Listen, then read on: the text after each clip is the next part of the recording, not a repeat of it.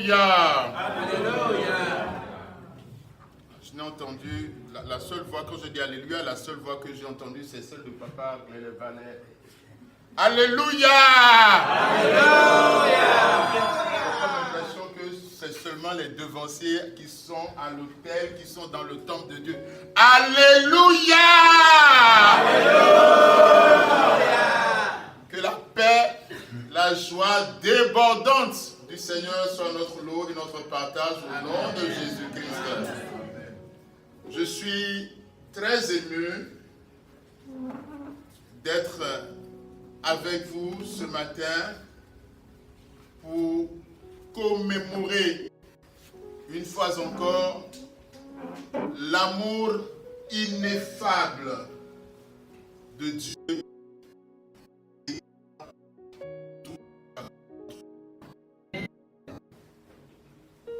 Vous ne vous en rendez pas compte. Et certains d'entre vous vont prendre à la légère ce que le secrétaire a dit tout à l'heure en disant que TP est la meilleure par France. Je ne suis pas en train de vous faire un atalakou comme le disent mes amis ivoiriens, mais je témoigne. Je ne suis pas en train de... Mais je voudrais que vous ayez à cœur que vous êtes des privilégiés à TP. Amen. Vous avez la grâce d'avoir un leadership qui veille sur vos âmes. Amen. Et qui prie jour et nuit. Amen. Je le dis pourquoi? Parce que à chaque fois que Dieu me fait la grâce de venir ici, je reçois toujours quelque chose de Dieu. Je sens la présence de Dieu. Amen. La présence véritable de Dieu, elle est là et je la vis dans ma peau. Amen. Et je vous ce privilège-là, que nous nous approprions vraiment ce don merveilleux que Dieu met à notre disposition. Amen. Que nous nous présentons devant lui tels que nous sommes, sans artifice. Amen. Que nous nous présentons devant lui sans, je ne sais pas, hypocrisie, voilà. Amen. Tel que nous sommes, Dieu ne veut pas nous juger. Il ne veut pas nous challenger, il ne veut pas nous condamner. Il dit, venez à moi, vous tous qui êtes fatigués. Je vous donnerai du repos. Amen. Pourquoi garder cette amertume-là dans ton cœur? Pourquoi garder cette amertume? Pourquoi retenir cela? Et le dimanche, tu es là parmi nous. Tu cries Alléluia. Tu chantes Hosanna. Élevé au ciel. Mais au plus profond de ton cœur, tu poses sur l'existence même de Dieu.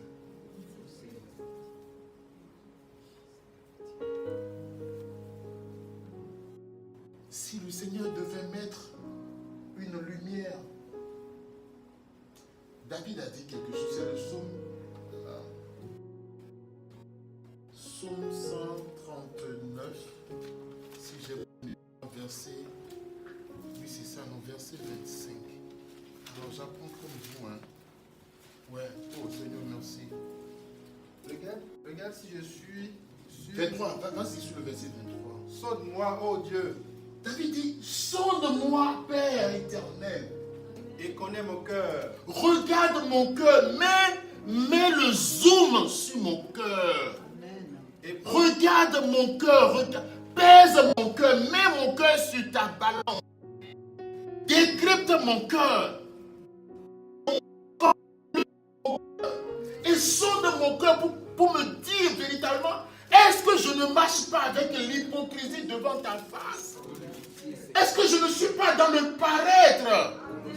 Est-ce que je ne suis pas dans le faire valoir?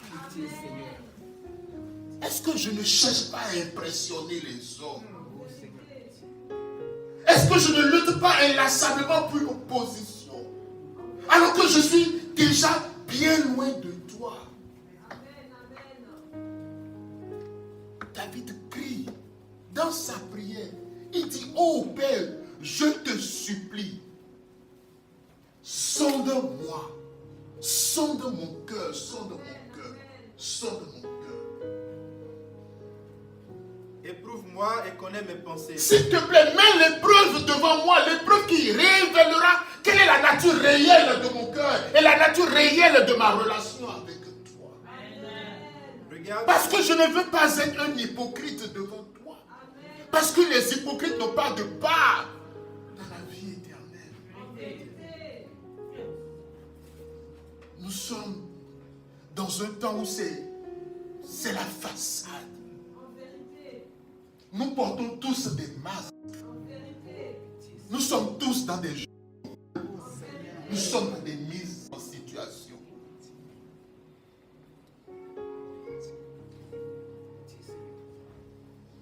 Et nous croyons que Dieu, il ne nous voit pas, il ne nous regarde pas.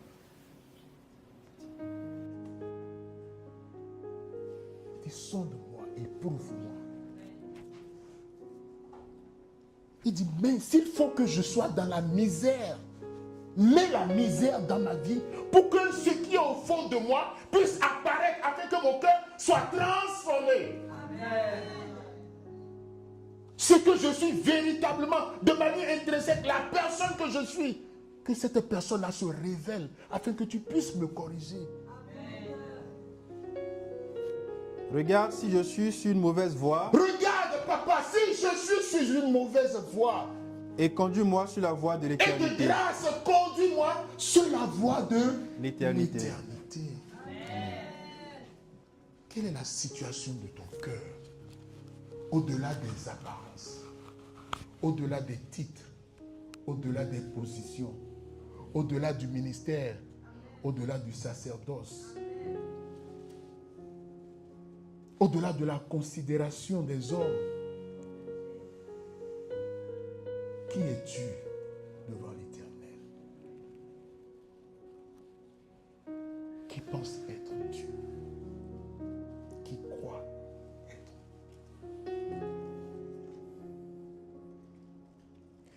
C'est ce qui est frappant dans les deux textes de ce matin. Dieu met à nu les cœurs. Dieu met à nu les cœurs. Et qu'est-ce qui arrive quand Dieu met véritablement à nu les cœurs? Samuel a dit, l'homme regarde à ce qui frappe, ce qui impressionne. Mais Dieu regarde quoi? Dieu regarde au cœur. Dieu regarde au cœur. C'est pour cela le sage dira, garde ton cœur plus que toute autre chose. Parce que c'est de lui que proviennent les sources de la vie. Dieu va éprouver des cœurs. Dieu va éprouver le cœur de Nabal. Dieu va éprouver le cœur de David. Dieu va éprouver le cœur de Abigail. Dieu va éprouver le cœur de qui d'autre? De Saphira et de Ananias.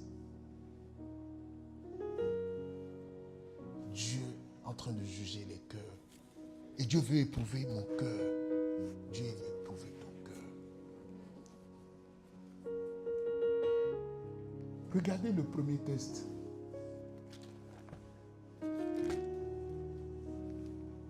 Test, on a combien? Les protagonistes essentiels, on retrouve qui? Nabal, on retrouve David et Abigail. Et donc on est à un moment assez particulier de la vie du roi David. David était déjà oint par Samuel. Et le trône, la royauté, déjà scellé par le conseil divin. Mais le voilà poursuivi par Saül. Et David était obligé de fuir devant la colère de Saül qui cherchait coûte que coûte à le mettre à mort. Il va donc s'enfuir loin de Saül avec ses hommes et ses soldats, se cachant tantôt dans les cavernes, dans le désert, dans les montagnes, juste pour fuir celui-là qui en voulait à sa vie. Et le voilà maintenant à Caleb, où, sans rien demander à Nabal, qui était un homme très riche de l'époque, David et ses hommes vont faire quoi? Ils vont prendre soin des troupeaux de ce riche monsieur, sans rien demander. Jour après jour, semaine après semaine, mois après mois, ils vont faire la sentinelle autour des troupeaux de Nabal et de ses serviteurs, pour empêcher les ravisseurs qui traînent dans le désert de venir leur porter préjudice. Sans rien demander en retour. Rien. Et maintenant arrive le moment de l'attente des animaux, qui est un moment en fait de festivité. On va dire de moisson. Mais voilà David dans le désert n'ayant rien à manger ni à boire. Et il s'en remet à la générosité et la libéralité des uns et des autres. Il va envoyer ses serviteurs à Nabal pour lui dire, oh, il dit quoi? Demande-le à tes serviteurs. Oui. Ils te diront. Oui. Que ces jeunes gens trouvent donc grâce à tes yeux. Va au verset 6 de Et vous lui verset. parlerez ainsi. Vous allez dire à Nabal. Pour la vie, sois en paix. Oui. Et que la paix soit avec ta maison Hein? et tout ce qui t'appartient. Oui. Et maintenant, Oui. j'ai appris que tu as les tondeurs. Oui. Or, tes bergers ont été avec nous. Oui. Nous ne leur avons fait aucun outrage. Oui. Et rien ne leur a été enlevé pendant tout le temps qu'ils ont été à Carmel. Oui. Demande-le à tes serviteurs Oui. et ils te diront. Oui. Que ces jeunes gens trouvent donc grâce à tes yeux, puisque nous venons dans un jour de joie. Oui. Donne donc, je te prie, Voilà ce que David demande à Nabal. Il dit, donne donc, je te prie, à tes serviteurs à tes serviteurs. et à ton fils David, David se met comme fils de Nabal. Lui, roi déjà, roi sur Israël. ce qui se trouve Il dit, donne à ton fils. Il se met dans la position de fils et dans la position de serviteur envers Nabal. En toute humilité pour dire de grâce, j'ai veillé sur toi, 7. J'ai veillé sur tes troupeaux, 7. Mais il n'en demeure pas moins que je suis ton serviteur et je suis ton fils. Il dit, donne-moi quoi? Donne donc, je te prie, à tes serviteurs et à ton fils David, Donne donc. ce qui se trouvera sous ta main. Aucune exigence, juste ce que tu as. Selon ton cœur, donne-moi ce que tu peux. Juste pour moi, ton fils et tes serviteurs. Et Nabal va dire quoi? Nabal répondit aux serviteurs de David. Nabal va lui dire, Joe, Qui est David? c'est quoi l'histoire même? On a quoi ensemble? Hein? On a quoi ensemble? Toi, tu es qui même?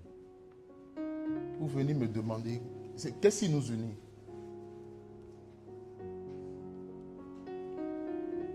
Qu'est-ce qu'on a ensemble?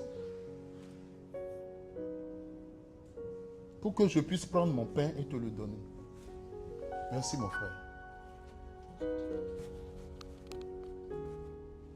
il a oublié que derrière chaque brebis, derrière chaque bœuf, derrière chaque vache, il y a quelqu'un qui avait veillé. Son cœur s'est endurci totalement. Aucune gratitude, aucune reconnaissance. Quand vient le moment de la prospérité, nous oublions souvent nos jours de pleurs, de cris, de lamentations devant l'Éternel. Nous disons, mais qui est Dieu pour que je sacrifie mon dimanche? C'est qui ces gens-là, TP, pour que moi je puisse dire que voilà, je dois venir prier la nuit. Et quand ça n'allait pas là, c'était papa prier pour moi, papa prier pour moi, papa n'avait pas le temps. Tu n'avais pas la paix avec toi. Mais quand tu marches, faisons attention à la prospérité.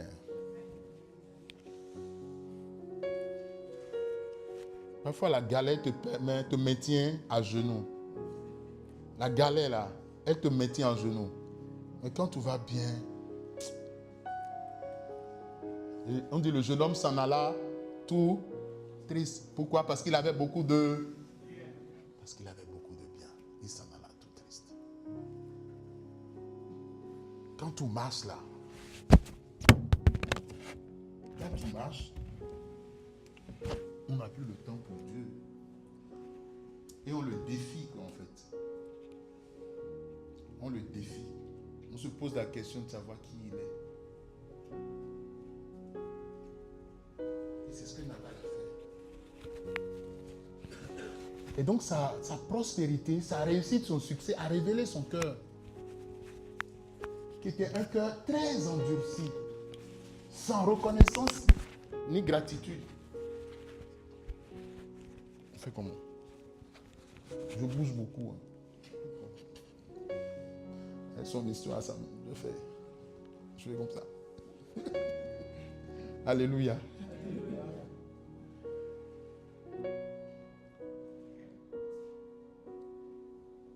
Il regarde, il dit. Salomon, il a fait une prière. Il dit, Seigneur, éloigne de moi la richesse. Également la pauvreté. Donne-moi une honnête suffisance des choses. Et le Christ dit, Seigneur, dans notre prière, demandons au Seigneur, donne-nous le pain de chaque jour. De chaque jour. De peur que je ne sois enflé d'orgueil et que j'oublie la source de toutes mes ressources. Nabal a oublié la source de toutes ses ressources. Et d'ailleurs, son nom, en fait, le justifie. On l'appelle l'insensé. L'insensé. Le fou. Et dès que les serviteurs de David ont appris cela, ils sont venus dire à leur maître, voilà ce que Nabal a répondu.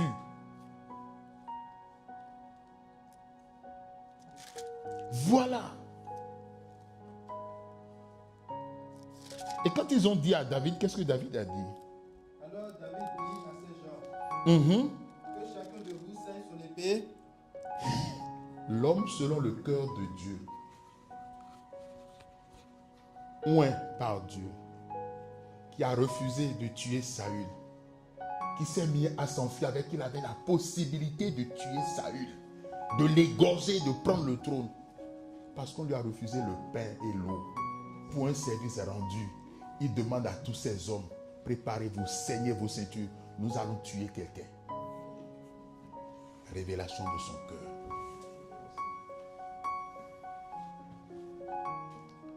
Révélation de son cœur. Parce qu'il y a quoi? Parce qu'il y a une petite frustration, une petite humiliation, un petit refus, un petit non. On ne t'a pas considéré. On ne t'a pas donné la place qu'il te faut. On ne t'a pas donné l'honneur que tu espères. On ne t'a pas appelé là où on devrait t'appeler. On ne t'a pas invité là où on devrait t'inviter. Et tu te mets en colère. Et tu te prépares. Tu sais tes rêves. Tu dis, ils vont voir. Ils vont me sentir. Ils vont comprendre. Ils vont savoir. Les épreuves révèlent le cœur. Le cœur de David. Le voilà prêt, lui et tous ses hommes, à détruire toute une famille. Hé, Seigneur. L'homme selon le cœur de Dieu. Il donne l'ordre à tous ces hommes. Montons maintenant. Prenons nos armes et allons-y. Il dit que Dieu traite son serviteur David dans toute sa rigueur. Si je laisse subsister jusqu'à la lumière du matin, qui que ce soit de tout ce qui appartient à Nabal. Vous imaginez en fait la colère de David à cet instant?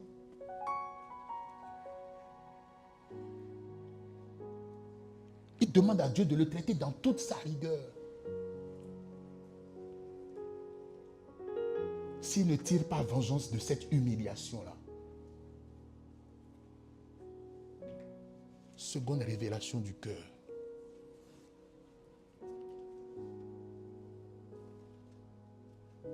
Mais Dieu étant miséricordieux, même lorsque ses enfants sont sur la voie de la perdition, il ne nous laisse jamais trébucher, quoi. Et c'est là la beauté de la relation avec le Seigneur. Quand on marche avec lui, il connaît nos faiblesses et nos incapacités. Et là, subitement apparaît Abigail. Alléluia. Alléluia.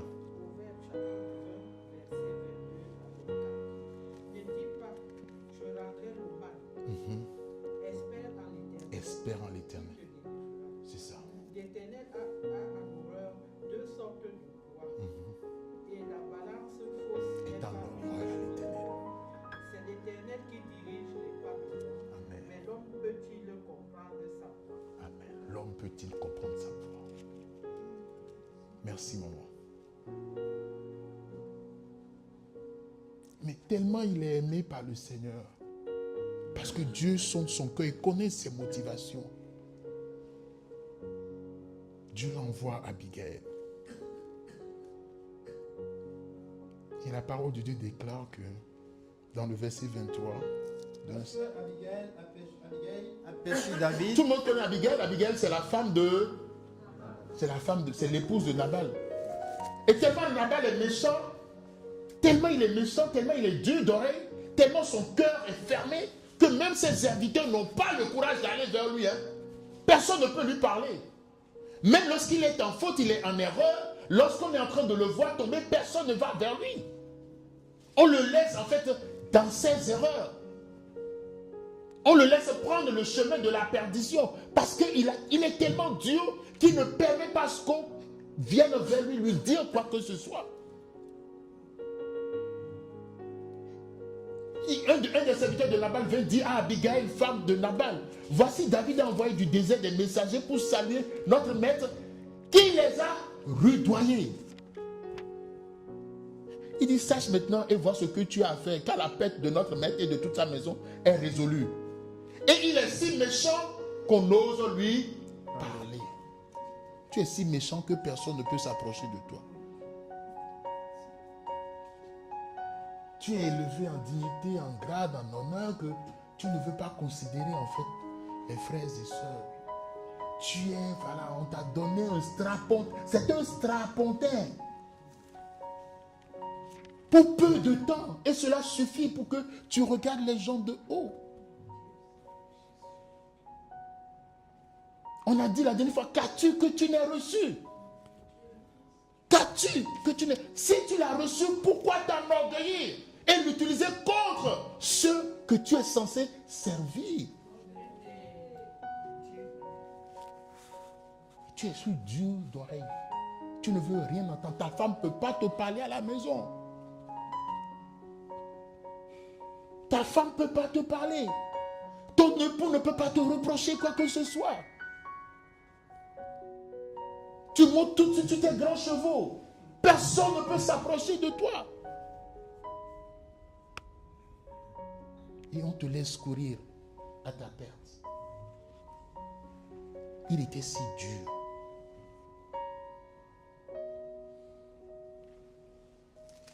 Est-ce que nous ne sommes pas comme Nabal?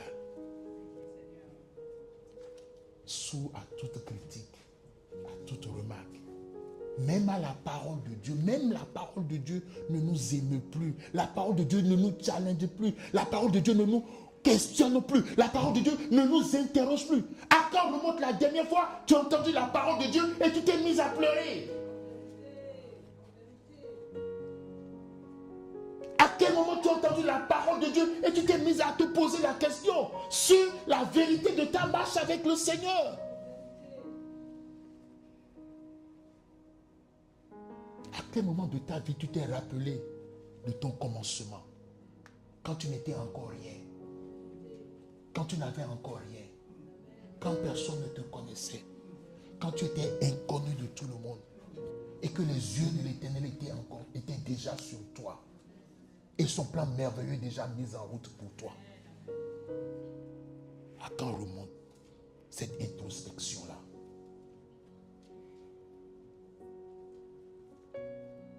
Il était si dur que personne ne pouvait lui parler.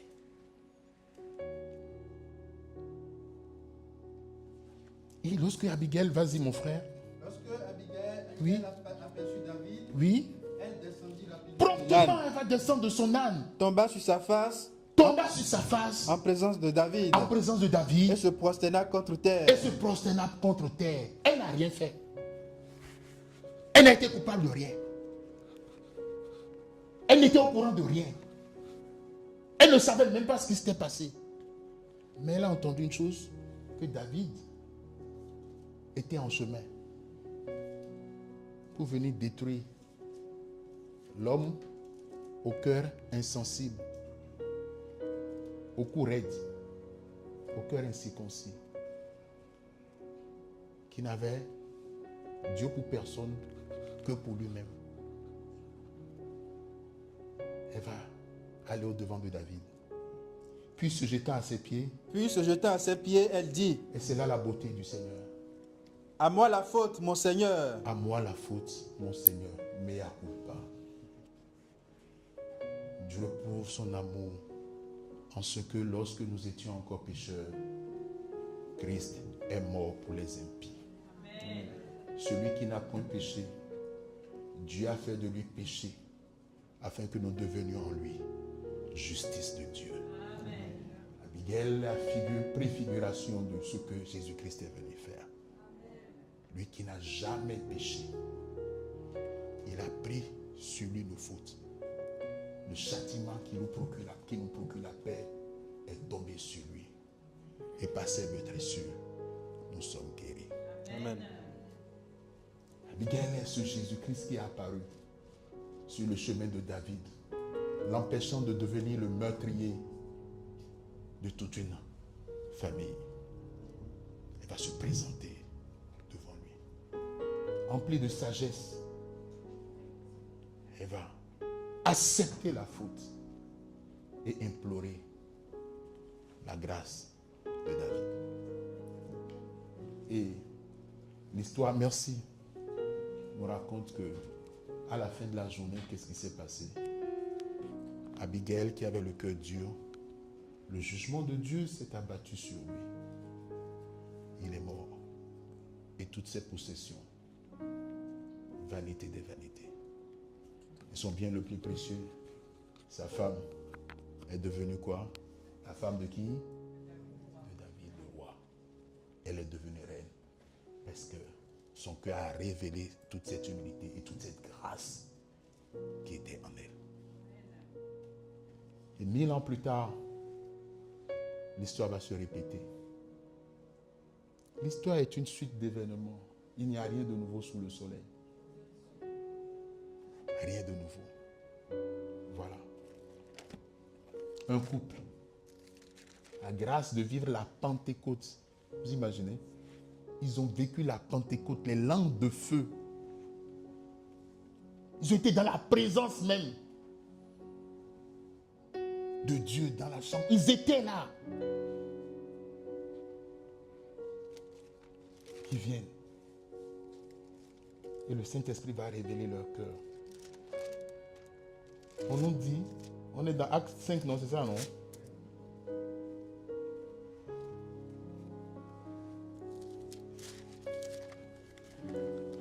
Pierre lui dit, Non, reprends à partir du premier verset. Le mais contexte. un homme nommé Ananias, Hein? avec Saphira sa femme, Oui. vendit une propriété. Pourquoi est-ce qu'ils ont vendu une propriété? Qui leur a demandé de vendre?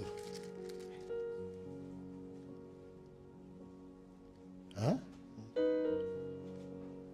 Pourquoi est-ce qu'ils ont vendu? C'est ça qu'il faut il faut qu'on se pose la question. Donc on remonte au verset 32 du chapitre 4. La multitude de ceux qui avaient cru n'était qu'un cœur et qu'une âme. Ils étaient tous un cœur et une Âme. L'une Alléluia. Alléluia. Alléluia. Alléluia. Alléluia. Alléluia. Ah, ça va être challengeant. Hein? Ça commence par être challengeant. Il dit la multitude de ceux qui avaient cru n'était qu'un cœur et qu'une âme. Et donc, Nul ne disait que ces biens lui appartinssent en nul propre. ne disait que ses biens lui appartenaient. Aucun d'eux n'était comme Nabal. Ils ont pris la décision de ne pas être comme Nabal. Mais tout était commun Entre eux. entre eux. C'était une décision qu'ils avaient prise ensemble de dire que rien ne nous appartient, mais tout appartient à la communauté. Donc ils allaient vendre leurs biens, ils les déposaient au pied des apôtres et on faisait des distributions à chacun selon qu'il en avait besoin. Et on nous parle du verset 36, on dit Joseph. Joseph, surnommé par les apôtres Barnabas, Oui, ce qui signifie fils d'exhortation, oui, lévite originaire de Chypre, oui, vendit un champ qu'il possédait, oui. apporta l'argent Oui. et le déposa aux pieds des apôtres. Voilà. Ça, c'est le contexte. Il y a un homme qui s'appelle Barnabas. Il est parti vendre son champ. Il a ramené tout l'argent. Il a déposé aux pieds des apôtres. Dans la suite, Mais un homme nommé on nous met Ananias, main. On met main. On dit main. Il y a quelqu'un qui a envie de faire comme eux. Main. Il y a un main là.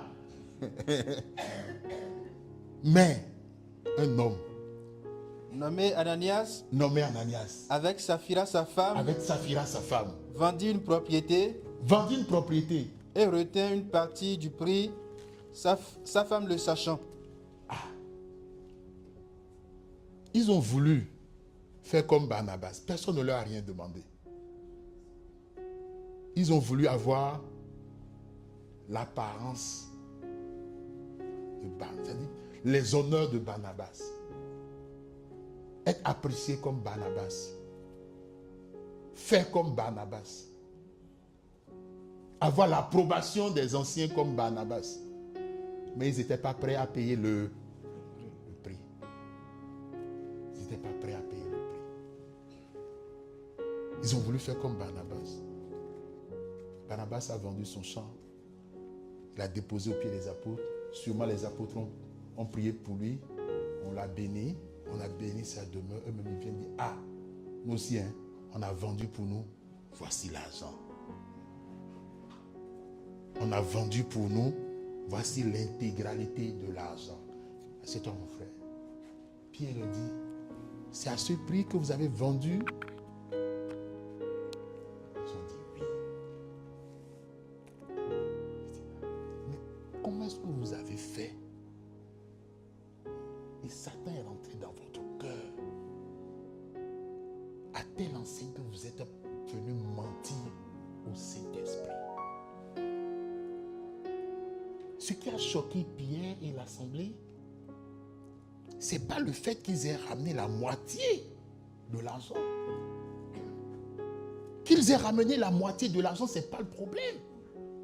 Puisque c'était la libéralité selon ce que chacun avait résolu dans son cœur. Donc s'ils avaient même gardé la moitié, personne n'allait leur en vouloir. Mais ils sont venus dire devant l'assemblée, devant Dieu, devant le Saint-Esprit qui opérait de manière visible, puissante et forte comme ça. Ils sont venus dire que oui, c'est ça. La cupidité qui nous amène jusqu'à mentir au Saint-Esprit. Mentir au Saint-Esprit. Et le mensonge au Saint-Esprit lui a coûté quoi? A coûté leur vie.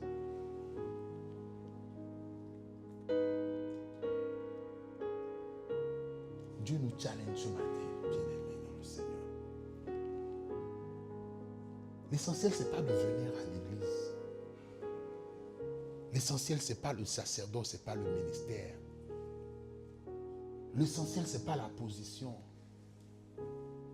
Parce qu'on peut venir à l'église et crier, être comme moi sur la chair, prêcher, être comme les choristes, chanter, ministère de louange, crier, danser, lever les mains. Et être toujours la poussière qu'on était en rentrant dans la maison de Dieu, sans aucune transformation. Quel est l'intérêt? Quel est l'intérêt? Le Seigneur nous appelle ce matin, bien-aimés. Il dit à l'église de Laodicée que je te vomis parce que tu es dans le paraître.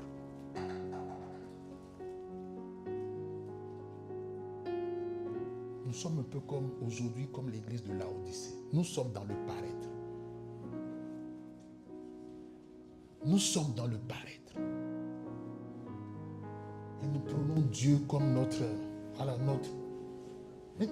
même pas notre copain, mais c'est dit que c'est...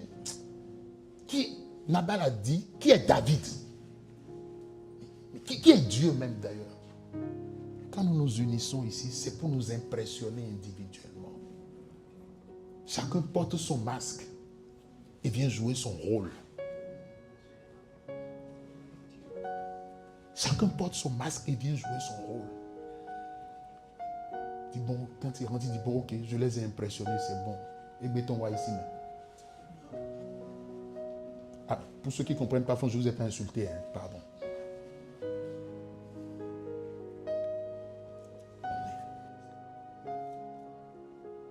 On raconte l'histoire pour descendre, on raconte l'histoire d'un frère très zélé dans le ministère. C'était un jeune de 27 ans, présent à l'église, engagé dans le ministère. Il conduisait les louanges, l'adoration. Il priait. Quand on avait les veillées de prière, il était présent. Des jours de jeûne, il était présent. On avait besoin de fortifier un frère, une sœur. C'était lui qu'on envoyait pour porter des messages d'espérance. Pour partager la fidélité de Dieu avec ceux qui étaient en doute. Et un jour, après une veillée de prière, un mardi, vers 3 heures du matin, quand il a fini la veillée de prière, il prit le chemin pour rentrer chez lui. Victime d'un accident de circulation, le jeune homme décède sur le coup. Il est mort sur le champ. Il fallait voir pendant ses obsèques les témoignages et les éloges. Tout le monde parlait de sa foi, de son sacerdoce, de son engagement, de sa disponibilité, de son écoute, de sa confiance au Seigneur, de sa sollicitude. Très belle veillée, très beau culte d'inhumation. Les jours sont passés et sa maman a décidé d'aller dans son appartement pour faire pour remettre de l'ordre, pour ranger les affaires. Elle range les affaires. Et elle va tomber sur un cahier. La dernière page, c'était le jour même de sa mort. Il avait écrit quelque chose. Je me sens seul, je me sens abandonné. Je n'arrive plus à tenir. Je perds espoir, je perds espérance. Mais je ne sais pas à qui le dire. Je ne peux pas faire autrement. Parce que les gens vont me juger. Alors je vais continuer de le faire. Chanter alors que je n'ai pas envie de chanter.